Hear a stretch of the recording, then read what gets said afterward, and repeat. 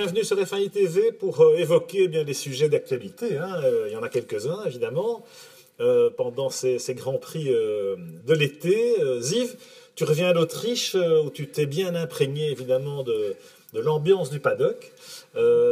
Qu'est-ce qu'on peut dire pour l'instant de ce qui... Alors, on en a parlé déjà, on en a parlé la dernière fois, de la crise existentielle de la F1.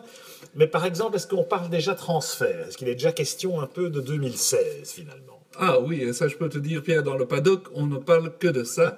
Et on parle évidemment des pilotes en rouge, et plus particulièrement de Kimi Raikkonen, parce que il y a un malaise, et tu sais très bien, Pierre, quand quelqu'un est en désamour à la Scuderia, ça commence à devenir difficile. Alors la situation... J'ai écouté un peu à gauche, à droite, et j'ai entendu beaucoup de choses à Spielberg, parce que tout le monde en parlait.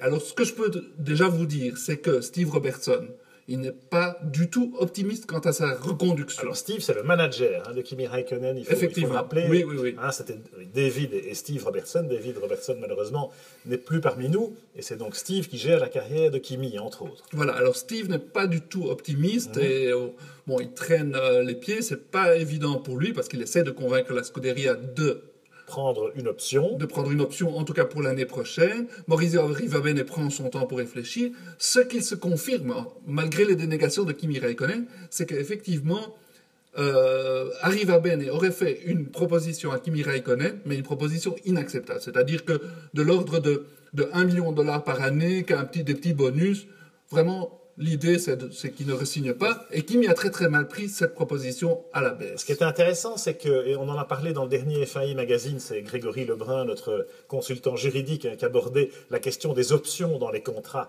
des pilotes en F1, c'est qu'il y a des dates, il y a des échéances, et puis à partir d'une certaine date, l'option peut passer dans le sens du team vers le pilote ou du pilote vers le team.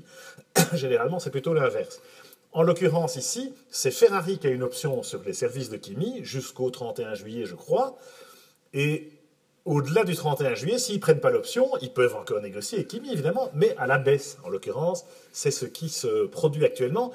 Et ça veut dire, en d'autres termes, ça veut dire le désamour. Il y a un désamour certain, seulement ils sont tentés chez Ferrari de le garder 1 an de plus pour la simple et bonne raison que le contrat de Daniel Ricciardo arrive à échéance l'année prochaine seulement et qu'ils veulent se donner les options, les différentes options. Parce que c'est vrai qu'ils sont très tentés par Bottas, on l'a lu un peu partout, ils sont très tentés par Bottas. Le problème, c'est que Bottas est un boy à Toto Wolff, il appartient à Toto Wolff.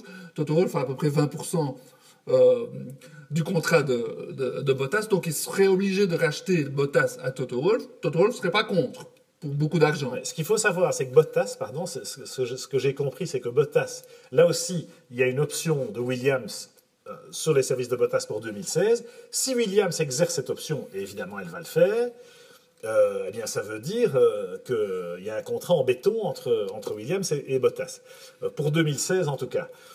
Et je crois qu'il y a aussi déjà une négociation entre Ferrari et ce qui veut dire que Raikkonen est dehors, parlons français, parce que si on discute déjà comment est-ce qu'on peut négocier avec les uns ou avec les autres, c'est que Kimi a peu de chances de rester.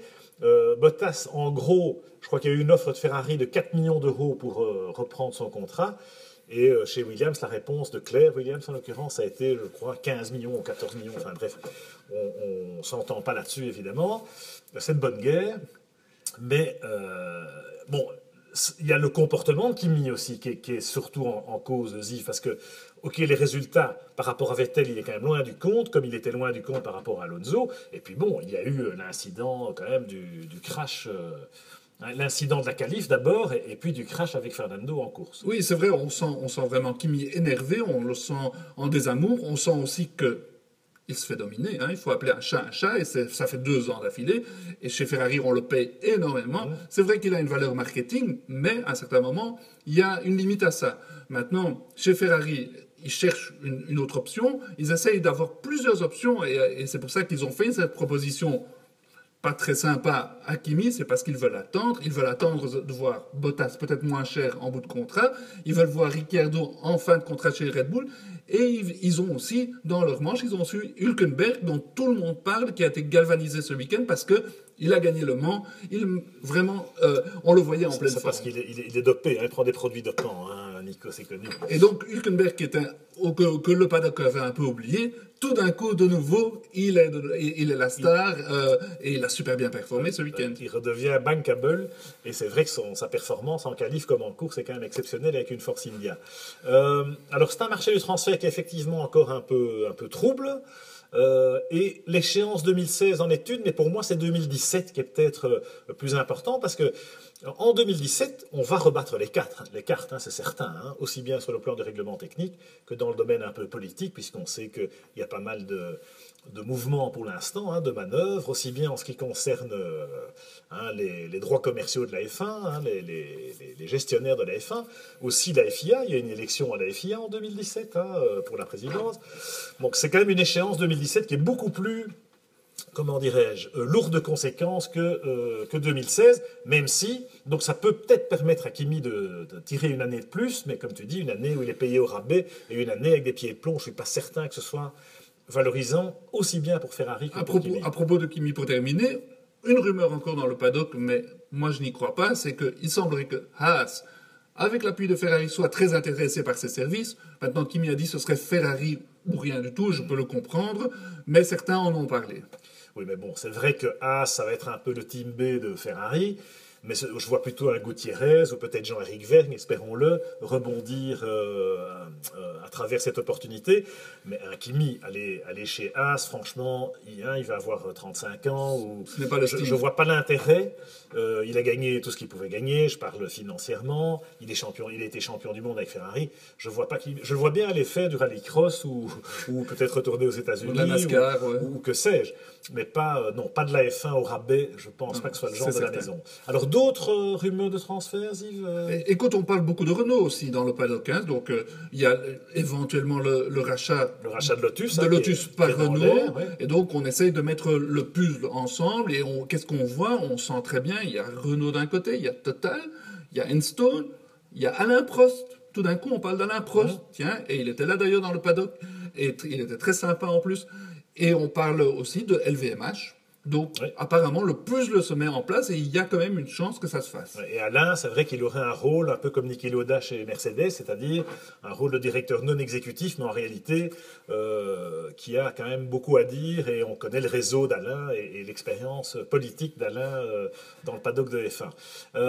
Alors oui, bon, ça ce sera sans doute Romain Grosjean, toujours, parce qu'on ne voit pas très bien où il peut aller d'autres, avec Total a fortiori.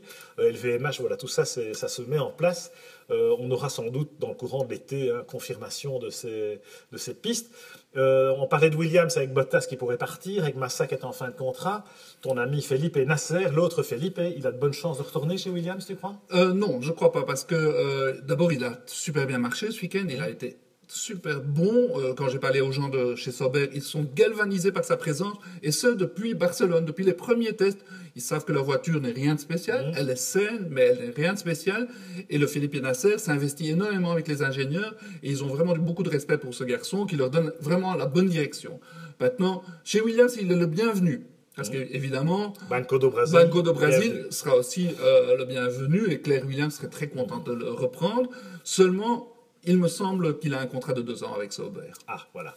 Maintenant, les contrats en béton, même avec Sauber, on sait ce que ça vaut, puisque il y en a quelques-uns qui ont vu que le béton, même armé, pouvait être volé en éclats, n'est-ce pas, Guido van der Garde ou Adrian Sutil. Bon, voilà ce qu'on pouvait dire sur le marché des transferts à ce stade de l'intersaison. Enfin, quand je dis l'intersaison, c'est la trêve estivale, on y est presque, parce qu'on va avoir 2 break de 3 semaines entre Silverstone et Budapest, et puis entre Budapest et Spa, ce sera l'occasion évidemment de reparler de tout ça sur FAI TV.